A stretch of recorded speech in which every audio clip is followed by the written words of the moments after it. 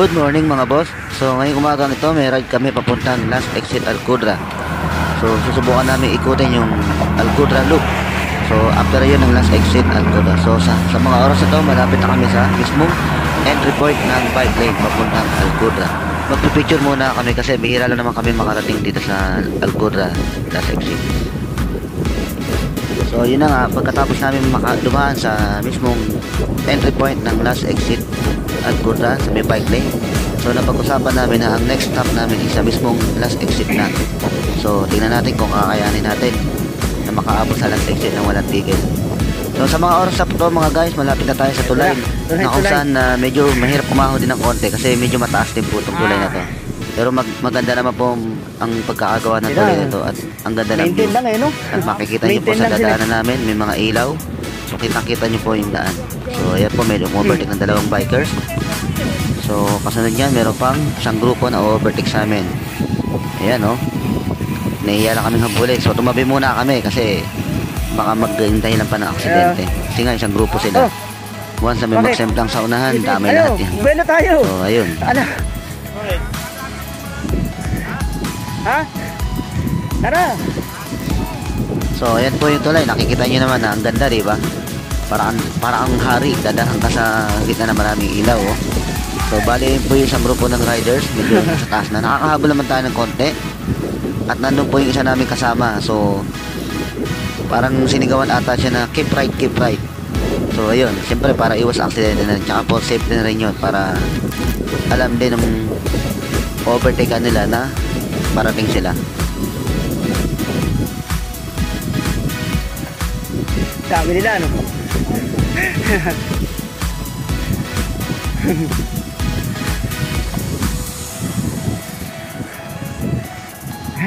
Malayo-layo pa. Parang kalahati pa lang to eh. Kasi guys, okay.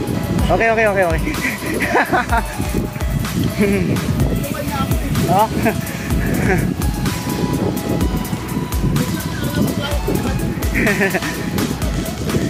Hayaan mo sila.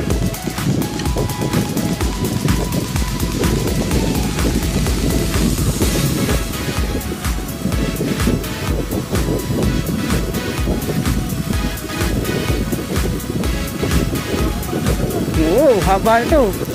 Kaya dami nagbabike dito eh.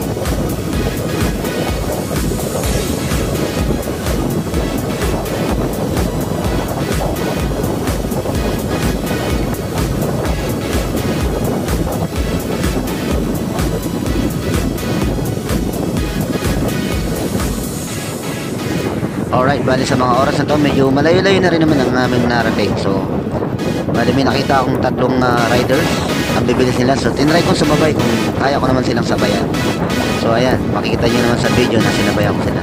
Hindi ko lang mapakita kung gaano kabilis. Pero, tumatakbo kami ng mga 31, mga 32 kilometers per hour ang bilis namin. So, talagang tinry ko silang sabayan kung kaya ko naman.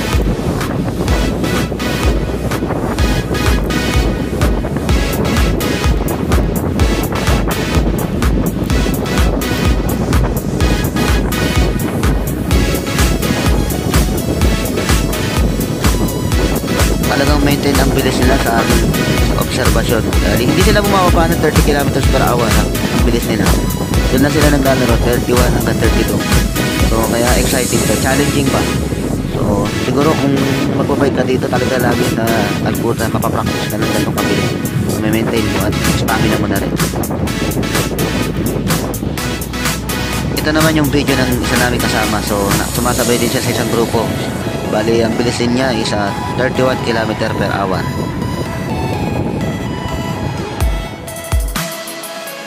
Alright guys, bali sa mga oras na to, nakaka 10 km na kami mula doon sa starting point ng Alcura bike lane. So medyo malayo-layo na rin yun. So may natitira pang 11 km hanggang exit. So parang medyo napahinga muna kami dito kasi nga medyo malayo-layo na rin ang natakbo namin. So ayun.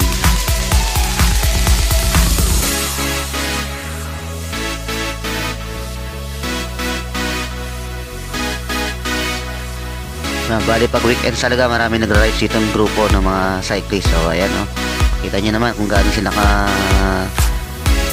lupit magbike, sabay-sabay talaga at maintain yung bilis nila kung mapapansin niyo.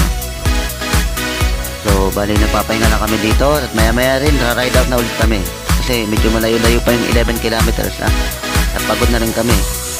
Siguro nakakaano na rin kaming kilometro mula sa aming accommodation. 33 kilometers. So malayo-layo na rin yun. May 11 kilometers pang natitira. At dediretsuhin pa namin kung kaya namin diretsuhin. At may pabalik pa. Pero magbabasama kami pagbalik mula dun sa mismong entry point ng bike lane Alcura. So kaya hindi naman masyadong hassle kasi nga tanghali na kami for sure makakabalik doon. Kaya umarkila na rin kami ng bus. So ayan, meron isa pang grupo. So ayan no, kita nyo naman umati pa. So tara. At pagdating ng last exit, magpipicture muna kami bago dumiretso ulit ng ride namin. So yun guys, nakarating na kami ng last exit. So nagkumain lang muna kami, nagdirenda, picture, then ride out na ulit kami. So bali may naiwan na tatlong kasama namin. So pagod na raw sila, kaya yun, kami na lang na nag-ride.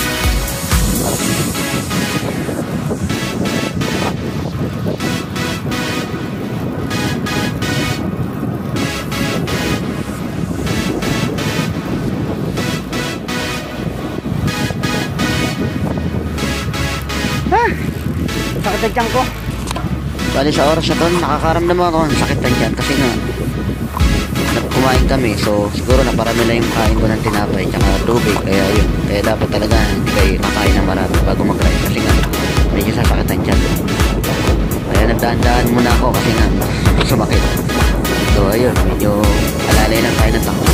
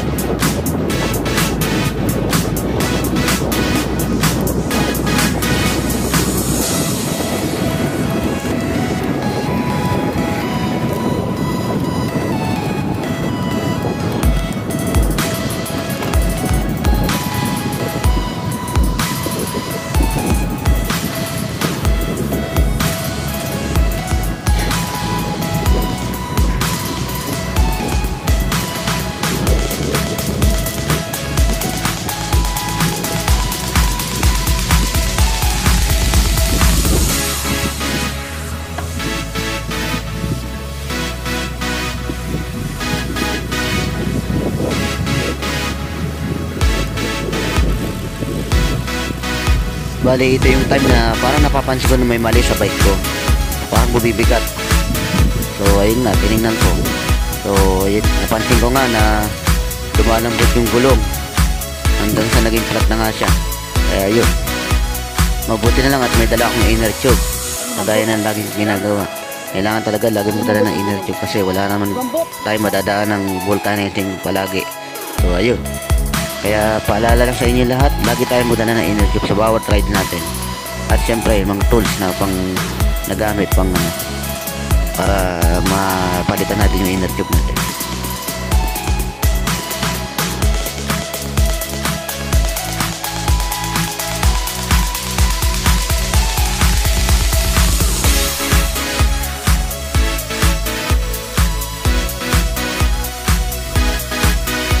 Bali, masarap talaga ang experience sa makarating dito sa Alcudra Loop.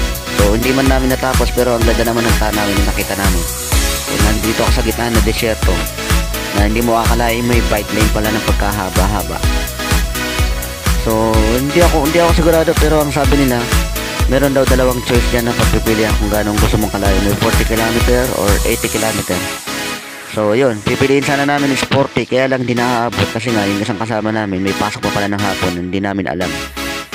Siguro hindi niya na mag-request na mag-off. Kasi ang usapan namin is mag-request ng off. Pero hayaan nyo na. Sa susunod na lang. Pabalik namin.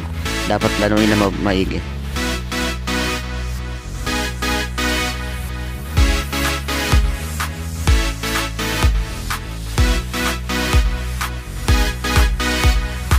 After mapalitan ng inner tube, so bali nag-picture muna kami bago mag-ride out ulit pabalik. Kasi nga, medyo tatanghali na kami. Mainit-init na rin naman yung sikat ng araw. Pero yung hangin malamig pa rin. Kaya okay lang pa rin mag-ride ng sa ngayon. Kasi nga may winter na rin. Ha? Hindi na nga tayo natuloy. Naplatan pa ako, di dalo na. Ano yung liyan? Bali kung hilig nyo talaga magbisikleta o yun ang kaligayahan nyo, kahit ano pa mangyari, kahit hirap pa yan, kasi di makaparaan naman dyan. So tuloy lang, walang makakapigil sa pagbisikleta natin. Kasi nga ang ganda rin naman nagiging dulot ng bisikleta sa amin. Kasi nga exercise, tapos nakakarating pa kami kung saan lugar ng libre, walang pamasahe, bubaong ka lang. Salamin. So, ayun, masaya pa. Para ka rin nagtuturo, hindi nga lang pabay. So, samahan nyo kami ulit pabalik ng last exit. At sa mga oras na to kami papauwi na rin at pagdarating ng last exit.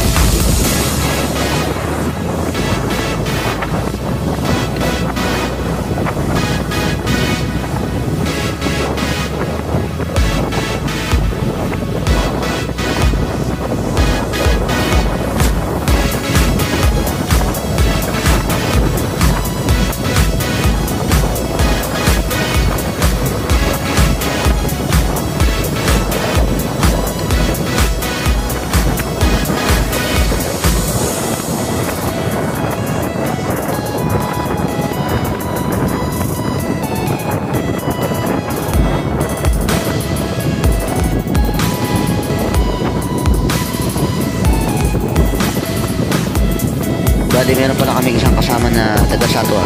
So, hindi namin siya katrabaho. Kumbaga, nakilala namin siya sa pagbabay. At saka meron din kaming kasama isang Kenyan national. So, malakas din pumadgas yun. Kasi nga, Kenyan. Alam naman natin kung Kenyan na lakas ang katawan. So, ayun. Nakasama rin namin sa pagbadya. Kasi nga matagal-tagal na rin siyang gustong sumama. So, ngayon na isama na namin. Hindi pala siya. Hindi ko alam. Di ba expected ko tayo lahat? Ganun na lang. Alanganin. Oo, Manila, kung dumiretso na kayo, malabas na kayo. Oo, didiretso kayo. Hindi, pagkaliwa, lalayo pa kayo. 40 at saka 80 pa pipilian.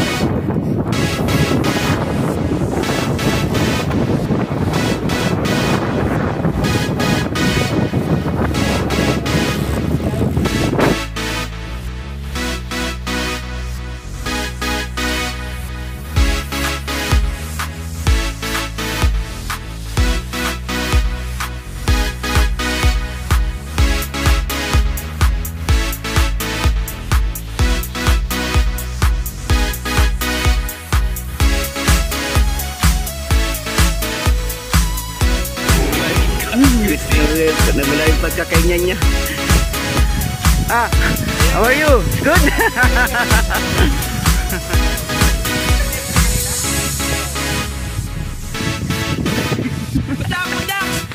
Nasa likod!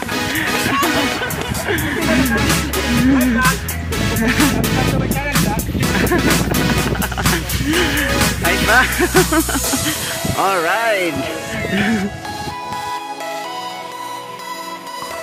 Alright mga boss, bali ito po yung mapa ng Alcodra Loop. So kanina nagsimula kami sa Shade 1, sa entry point ng bike lane ng Alcodra, papuntang Shade 2. Yun yung pinagpahinga namin kanina at pinagpahingan ulit ngayon. So naka 10 km na yun hanggang exit, another 10 kilometers pa. Pero baka sa mapa 11 kilometers nakalagay, pero ayos lang yan. So after ng last exit, dumiretso pa kami, siguro maabot pa rin kami ng 10 km bago bumalik. Kaya medyo mahaba-haba rin yung naitakbo namin. So bali ngayon pauwi na kami. Nakarating lang kami dito sa Shade 2 at pupunta na muli kami sa Shade 1 para pick upin ng bus na inatila namin kasi nga mainit na rin, tanghali na.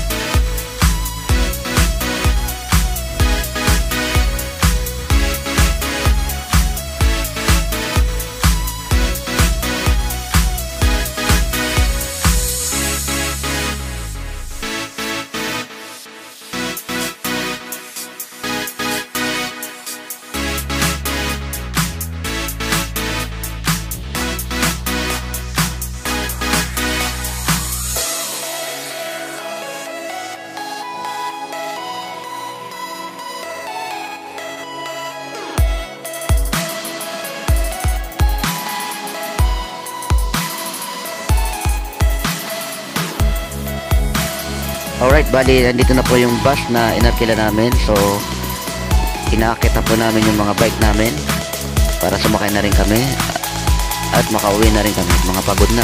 Ayan, kasama namin Kenyan National. So ayun, bali mauuna sila bumaba kasi mas malapit yung accommodation nila kaysa sa amin, kaya sila yung muling sasakay.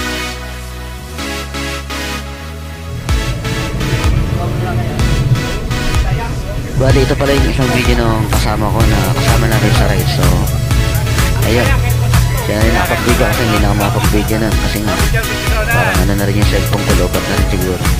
So ayun, sa mga oras na to nasa biyahe na rin kami, pauwi na. So habang nasa biyahe kami, nagkukwentuhan kami, nagbibiruan. Tapos ayun, nagpaplano na rin kami ng susunod na rides namin. Kaya siguro hanggang dito na lang, hanggang sa muli, at maraming salamat po sa panonood. See you on our next ride and ride safe palagi. Maraming salamat. Add to cart. Gumagamit na ng pinagbabawal ng technique. Hindi na ito abra biyahe namin mga